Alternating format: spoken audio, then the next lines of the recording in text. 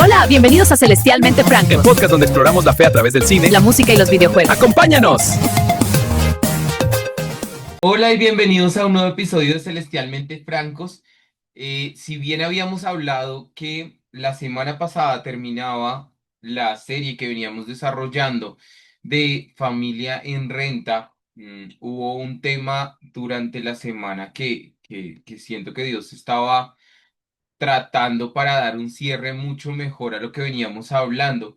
Y por eso ustedes ven el título de este episodio, Manos en Renta. Hoy quiero que no demos el cierre a esta serie de episodios como de una forma tan, no sé si triste o más bien como tan regañona como veníamos hablando sobre el tema de ojo con las personas, ojo con los sentimientos, ojo con la fe, sino que hay algo que me parece muy importante y es retomar la forma en la que Dios llama a las personas y cómo al momento de llamarlas, siempre resalta y destaca lo que tienen, porque es una forma específica en la que Dios te recuerda que fuiste un diseño especial, único y auténtico. Entonces, me parece muy interesante que hablemos un poco sobre diferentes personajes o diferentes circunstancias en la Biblia que nos pueden resaltar esto. Quiero empezar con el tema del tema de lo de Moisés.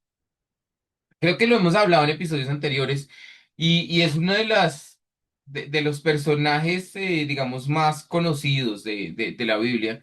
Pero cuando nosotros vemos a Moisés,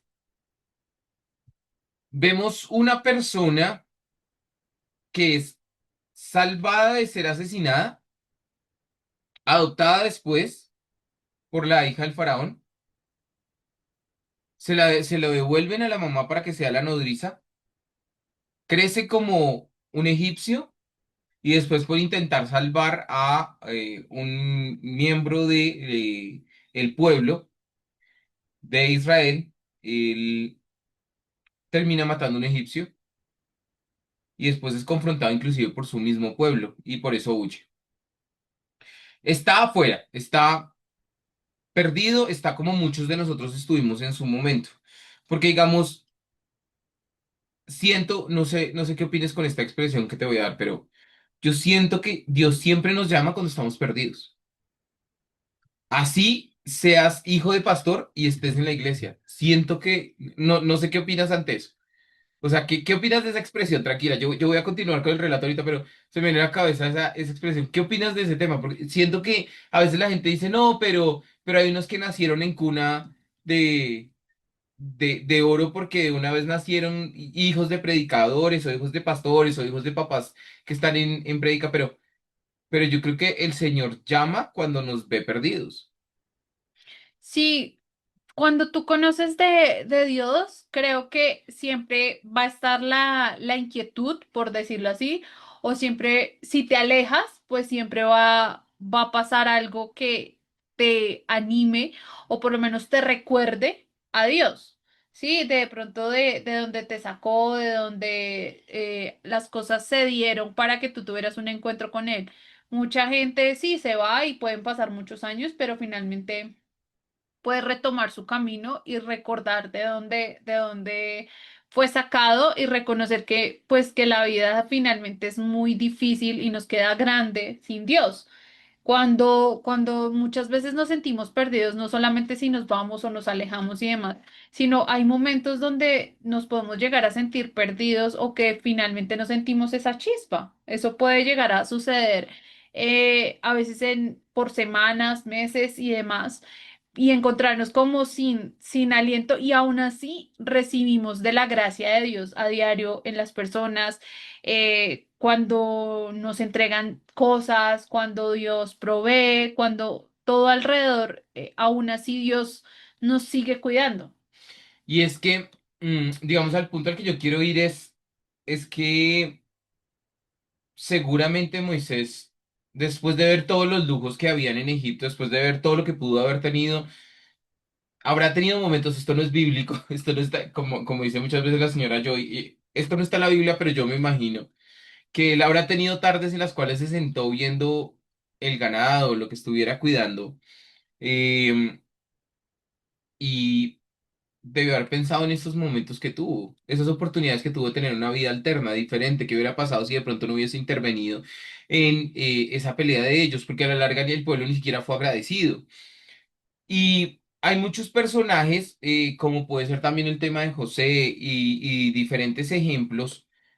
Por ejemplo, el pensar en Pedro, donde ya creo que lo hemos hablado en episodios anteriores, todos los niños son formados en la Torá, eh, y el Nevim, el Ketuvim, que es lo que une, lo que es lo que llamaríamos, digamos, la Biblia judía, pero no todos los niños eran escogidos para continuar, y los que no eran escogidos para continuar con el estudio de la ley, se los devolvían a sus papás para que continuaran con sus oficios de los papás.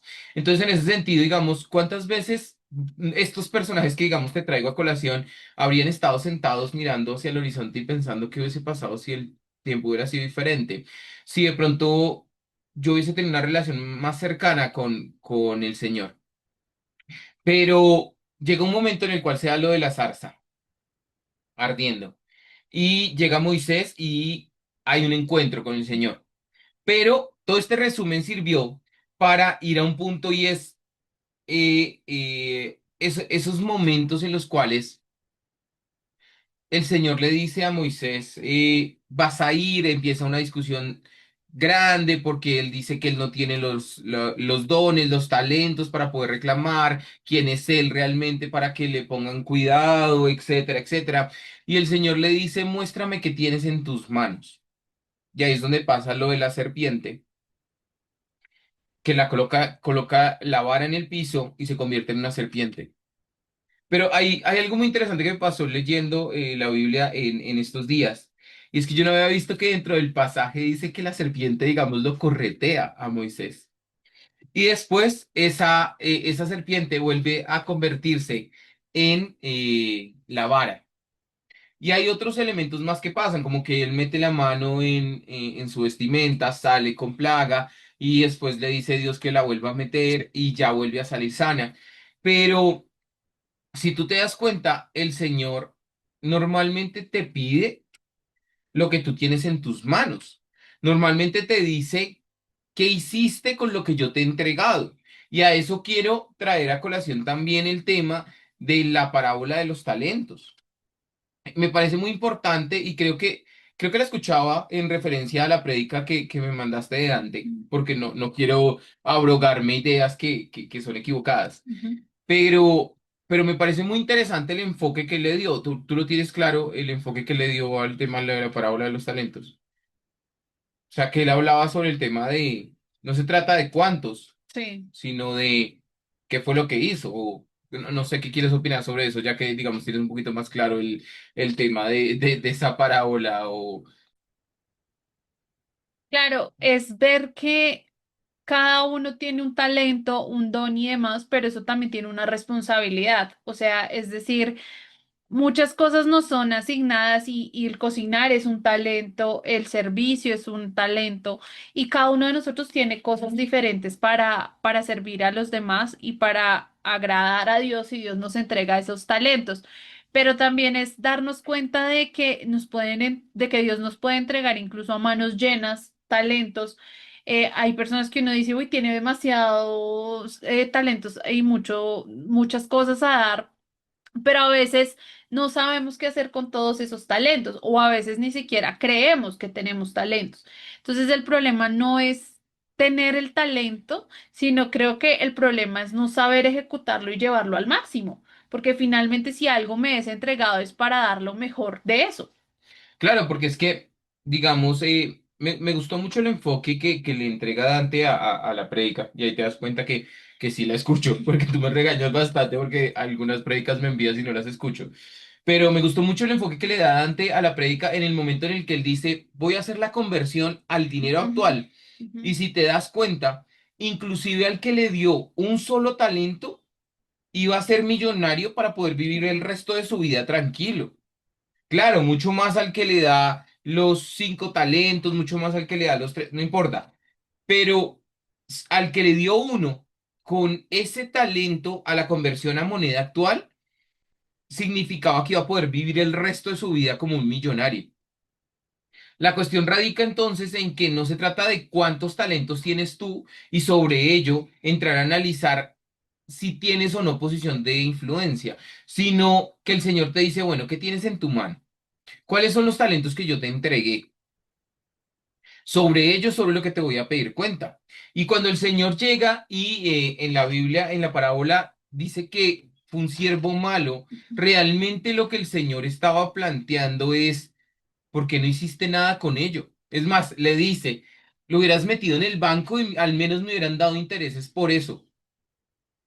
Pero realmente lo que le está diciendo es, solo a ti podía entregarte ese talento. Cada uno somos hechos de manera tan individual y tan especial que lo que nos pone Dios en las manos solo lo podemos usar nosotros de manera específica. Es como si tuviésemos un arma hecha a medida, un vestido hecho a la medida, que solamente a través de nosotros se puede guerrear con él o solamente nosotros lo podemos lucir. Nadie más, por más que trate de tener una contextura más o menos cercana, puede llegar a utilizarlo. Entonces, digamos que es un poco complejo el tema de entrar a analizar eh, el tiempo que puede tardar, digamos, un orfebre de pronto en hacer una joya o un herrero en hacer un arma que se hizo especialmente para alguien y después cuando esa persona visite a ese alguien encuentre, no sé, o sea, sé que eso va a ser un ejemplo un poco tonto, pero que vea el arma trancando una de las puertas que no cerraba o que vea a la joya tirada por ahí al lado de una mesita de noche, porque le duele, en este caso, digamos, al Señor le duele que lo que en tus manos está, eh, realmente no lo utilizaste para lo que lo tenías que utilizar. Y entonces entra a un punto que me parece muy importante, casi se me cae todo, entra a un punto muy importante este episodio y es, ¿qué es lo que nosotros en este momento tenemos en nuestras manos? ¿Qué es lo que nosotros en este momento realmente estamos dispuestos a entregar para que el reino de Dios avance? Porque el episodio se llama Manos en Renta y es, ¿será que nosotros sí le estamos rentando, entregando nuestras manos al Señor para que podamos servir? ¿O será que hemos llenado tanto nuestras manos que no tenemos que entregarle al Señor? Sí, yo creo que a veces eso sucede. Tenemos a manos llenas, pero tampoco le entregamos a Dios eso. A veces se rebosan, como lo decíamos, los talentos, o a veces se rebosan las bendiciones, pero tampoco hacemos algo con eso. Entonces, finalmente, eso también aplica como el de sembrar. O sea, esos talentos también tienen que dar un fruto, y si no estoy dando fruto, pues estoy siendo un mal administrador también de lo que Dios me está dando. Y es que, si tú te das cuenta, volviendo a Pedro, bueno, volviendo a todos, pero digamos volviendo a Pedro, que fue un poco más claro el tema, eh, el Señor le dice, sígueme, y él deja su oficio, él deja su oficio.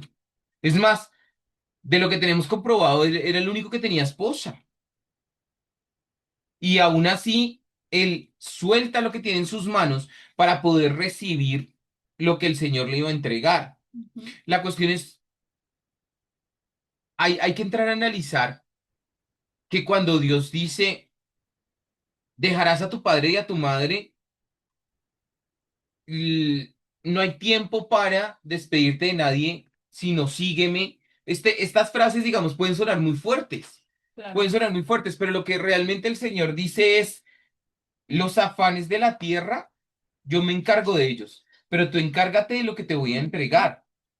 Porque veamos con la facilidad con la que Pedro entregó todo, no es porque Pedro le importara cinco su esposa o su casa, sino Ujú. porque él entendió lo más importante y era que si el Señor se encarga de sus cosas, todo va a estar Ujú. perfecto.